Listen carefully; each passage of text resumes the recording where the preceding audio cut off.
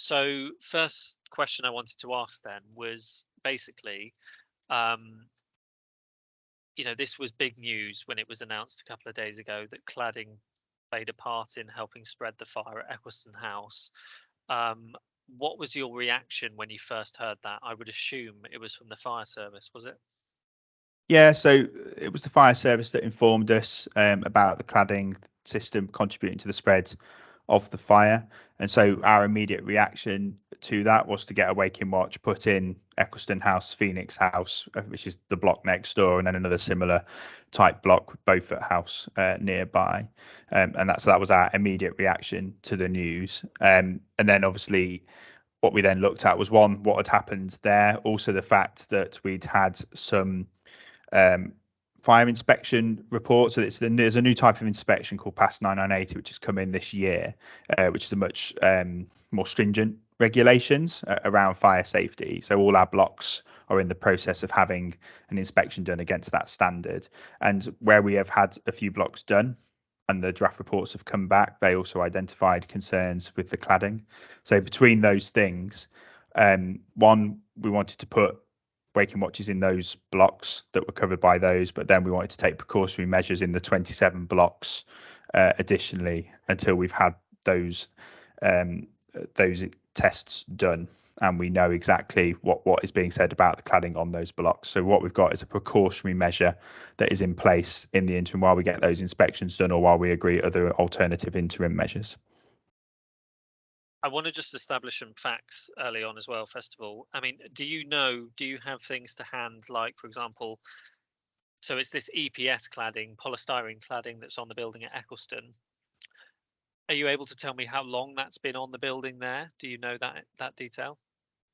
I can get you the exact detail on that. What I would say is that it's one of the older EPS cladding systems we've got on our high rises, and it was in the process of being replaced. So Eccleston House was about 1 year approximately into a 2-year refurbishment program, which included taking the cladding off and replacing it. And because the press release that was put out and your blog that was written talked about waking watches coming into an additional 27 blocks around Bristol on top of 11 or so where they're already in place. Does that mean then, is this EPS cladding on all of those buildings? Is it on some of them and some others have a different kind of cladding, but that's also problematic?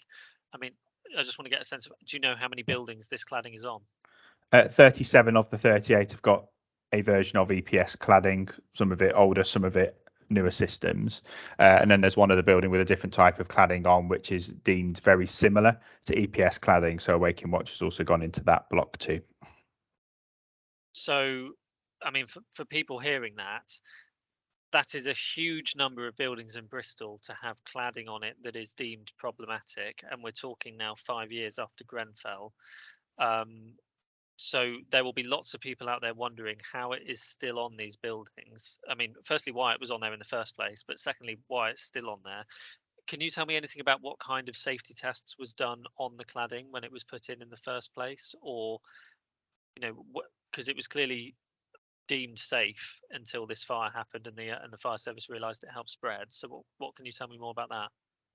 I mean, the introduction of these systems on these blocks will largely have been before my time, so it's difficult for me to comment on that. What I would say is that I would hope that cladding was put on in line with the regulations that were in force at the time. The regulations have moved on significantly since Grenfell. Obviously, Grenfell was a ACM clad system. And even since then, regulations are becoming tighter. There's more research, there's more testing going on, and there's obviously these new standards as well that I was referring to, sort of the past 9980 standard. And what we're making sure that we're doing is that we're keeping up with those standards, that we're also transparent as well. So all our blocks have an annual fire risk assessment done anyway. The most up-to-date versions of those will be being published block by block from next week. And so, we'll continue to make sure that we share information transparently with residents as we get these tests done. And I think a point that needs to be made clear is, so you say this cladding or a similar version of it is on 37 blocks. You said the work to remove it off Eccleston House has already been ongoing before this fire for some time. So can I just clarify, was the council already aware that this kind of cladding was problematic, and therefore that's why this work was happening at Eccleston House before the fire? Or were you only alerted to the issues around it when this fire took place and the fire service spoke to you afterwards? So I was only alerted to the fire safety issues around this particular block at Eccleston House following the fire, following a conversation with the Avon Fire and Rescue Service, and that's when we've taken the action that we have. In terms of why the cladding system was being replaced, my understanding it was being replaced because it was towards an end of life system that was quite old and therefore needed to be taken off and a new system put on. That's also more energy efficient as well. Okay, so sorry, I just want to be absolutely clear on things you're saying. So the cladding, as far as you understand it, was being taken off Eccleston House, not because it was considered a safety risk per se, but just because it was due an update anyway, because it had been on the building for a considerable period of time by then. Is that fair? That's my understanding, yes. Okay. See, a lot of people listening to this will hear that and think, how can it be the case that, like I say, again, 5 years after Grenfell, which was such a horrendous tragedy, there is still dangerous cladding, albeit a different type of cladding, on more than 2 dozens, well more than 2 dozens worth of buildings across Bristol? How can it be that that's the case and the council yourself didn't realise that was the case until this fire happened that thankfully didn't kill anyone but did injure 6 people and could have been worse potentially? So I think, as I've said before, the regulations have moved on significantly since Grenfell, and it is a different type of cladding to what was on the Grenfell block. And what we're making sure that we do is that we test all those cladding systems now that we're aware of the issues that have become apparent, and make sure that we've got measures in place in the meantime while we carry that work out. I can't speak all the way back to 2017 in terms of what the council did and didn't do. I was elected in May last year and appointed to the cabinet around the same time. So, I've been focused on fire safety since coming into post and making sure that we're getting on with the work we need to do. So are you able to elaborate a bit more on these tests that you say are going to happen now whilst these waking watchers are brought in as a sort of safety precaution in the meantime? Is that because I remember around, when Grenfell happened, there was stuff on TV where you would see in a controlled environment people set alight to cladding like the one on Grenfell or maybe other types of cladding to then see how flammable it is or is not. Is that the kind of thing that we're talking about now on all these different buildings? What tests are actually going to be happening? So the tests will be carried out by people and organisations that are suitably qualified to do so, which is obviously part of the challenge nationally, is needing trained fire engineers to sign off these reports, and that will take time. The ins and outs of the tests I won't claim to be a full expert in. I take more of a strategic overview of what we need to do around fire safety, but we will, on a block by block basis, have those tests carried out, which are more intrusive than I think previous testing regimes have been, to make sure that we know exactly what the state of the cladding systems is, what issues there are or aren't, and then be clear about what action we're going to take in response. And in the meantime, what we want to make sure we do is have interim safety measures in place to help reassure residents. So talking about this strategic overview then, can you give me a bit more detail about what, since you found out about this fire, what conversations are you having, who with, what questions are you asking, what directions are you giving people in terms of what they need to be doing? Because I'm here speaking essentially on behalf of the impacted residents and people in Bristol. I think they will be very concerned about the fact that you weren't aware as the cabinet member for housing that this cladding was dangerous until this fire occurred, the number of different buildings it's on, the fact that you don't know the specific details around the tests that is going to be done now to ensure safety. I have to be honest, it doesn't sound great. So can you just talk me through what it is that you are doing? So in terms of what I am doing, I've been meeting with Avon Fire and Rescue Service. There have been several meetings that I've had with them, as well as with staff here at the council. The first of those meetings was the following day after the fire at Eccleston House, and we responded immediately once that information was made available to us around the cladding contributing to the spread of the fire. I've also met with the Department for Levelling Up Communities and Housing as well to raise concerns there and ask for support for us to get these checks done as quickly as possible. and obviously been directing our staff to focus on prioritising further this work to make sure that we're clear on how quickly we can get these tests done, that we get the waking watches in place, which has been a big job. Getting waking watches in 27 further blocks has been a big job, and the staff have been and the teams have been working hard to do that. We've also been arranging residents meetings, and again, the day after the Eccleston House fire, I was at a meeting with residents that afternoon at Barton Hill settlement, hearing from residents. I'll be going to another one shortly, and we're organising further resident engagement meetings with residents that are in the various blocks that have got this type of cladding on it.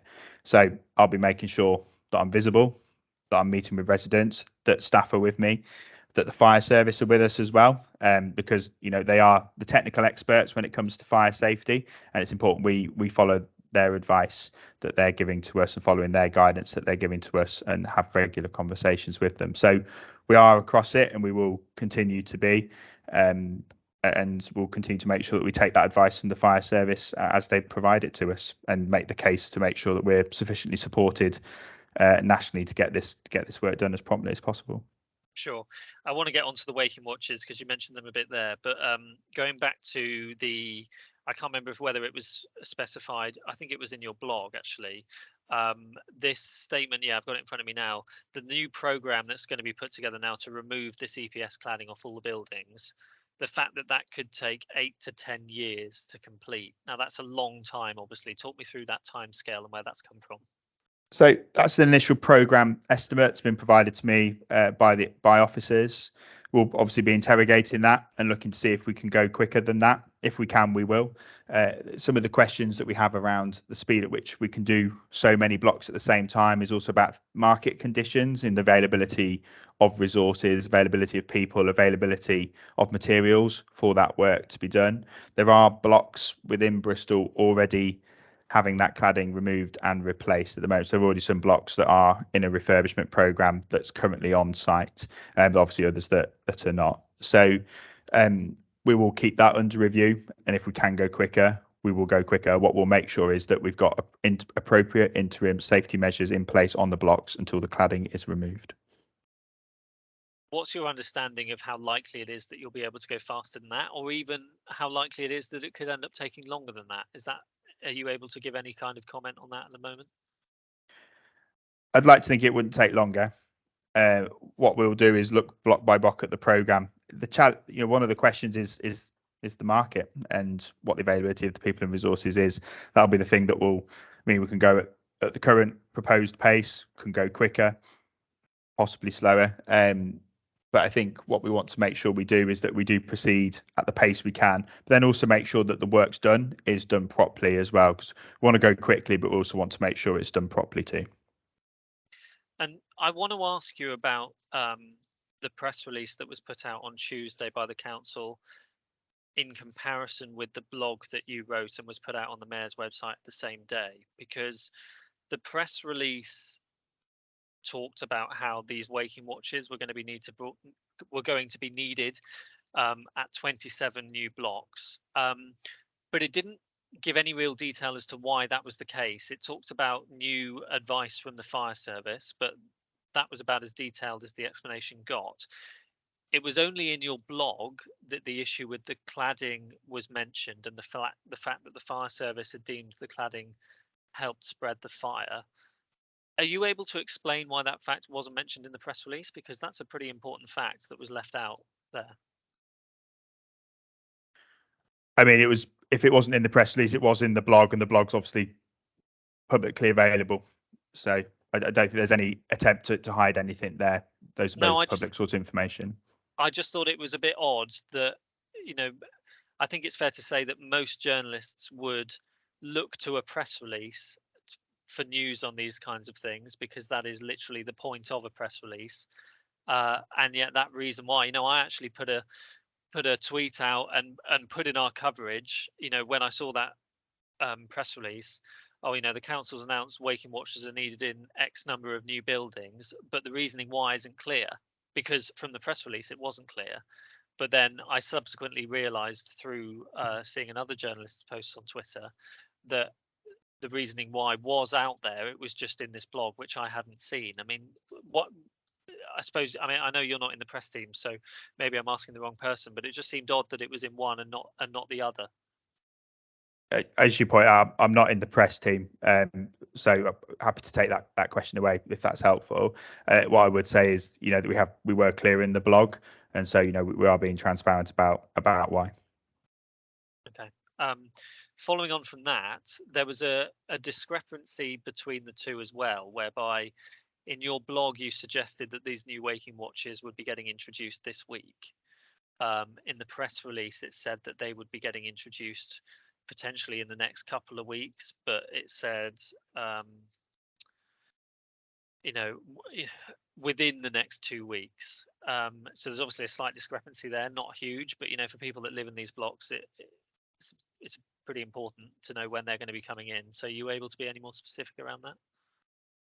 We are aiming to get them in place this week. It's going to depend on the capacity of the contractor. One thing I'll do is I'll take that question away to get a clearer response to you about exactly where we're at as of this afternoon. Sure. And do you have any idea if once they are all introduced, whenever that is, whether that will be announced in any way? Obviously, I'm sure it will be to the residents, but more publicly. Do you know anything about that? So we've got letters going to all residents in the affected blocks explaining that the Waking Watch is coming in. We're happy to share when it is in place if that's helpful for you. Yeah, it's not a problem. Thank you. Just following on from that as well, you mentioned the letters that are going out. I popped down to Eccleston House yesterday and spoke to a few residents, and those who I spoke to all said that they didn't know the cladding news that was announced on Tuesday, the fact that the cladding had contributed to the spread of the fire. So one way or another, they've not received a message about that yet. Is that because these letters are still in the process of going out? Was it your understanding that they would have already been told? I mean, you said that immediately after the fire you had a residents meeting, but obviously the cladding news wasn't out there. It wasn't known at that point. Are you surprised by the fact that they said they didn't know, or what's your thoughts on that? So what we will have done is written to all residents to explain the Waking Watch was going in. In terms of that specific piece of information, I'll have to go and check. Obviously, I'm meeting with residents shortly, so be able to have a conversation with them about that. Sure, but so you're not aware if these letters have already been delivered, for example, or whether they're still going out. Or I talked about again, I can't remember if it was the blog or the press release, but it talks about text messages being sent to people as well. Yeah. Do you know if that's happened yet? Yeah, text messages have gone out, and my understanding is most of the blocks have now had the letters. If I sound like I'm slightly avoiding saying yes, all letters have gone out, it's just because I just want to make sure I check and give the correct information. So again, happy to come back to you on that. Sure, no worries. Well, Tom, I think probably I've got through everything I wanted to ask you about there. So thank you. Is there anything else before I let you go that you particularly want to add, or anything? I mean, actually thinking about it, one thing that I did want to ask you as well is, what is your message to these residents in these blocks across the city who will now be concerned about this news about the cladding, whether they've already heard it or whether maybe they hear it for the first time with this when this goes out? I mean, what would you say to them? So I understand it will be an anxious time for residents. We'll be making sure we're in regular contact with residents about the measures that we're taking. As I've highlighted, text messages and letters either have gone or are going out at the moment. We'll be arranging residents meetings, which are in the process of being organised, and once those are confirmed, that the information will be sent to residents. It's this side of Christmas that those meetings are being scheduled to take place for. So what we want to make sure we do is we give residents the opportunity to ask questions of me, of council officers, of the fire and rescue service, so that they have that opportunity to have a really open dialogue with us, so that we can make sure that we're doing our best to alleviate concerns and keeping communication. If we get residents to feel like we're not communicating enough with them, then we're always happy to receive that feedback and do more as is necessary. Because what we want to make sure we do is that everyone is we're all working together to understand what is being done and what needs to be done. And transparency is going to be absolutely key here, because residents need to have confidence that, one, we're taking this seriously, and two, that we're getting on with the job. Sure. and I always say last question and then think of something else. Sometimes I think of more than one thing.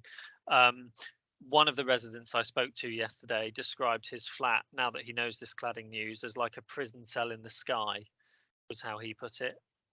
What would you say to that? If the resident would find it helpful to have a conversation either with me directly, or with my council colleagues, or with the fire service, then that's not a problem at all.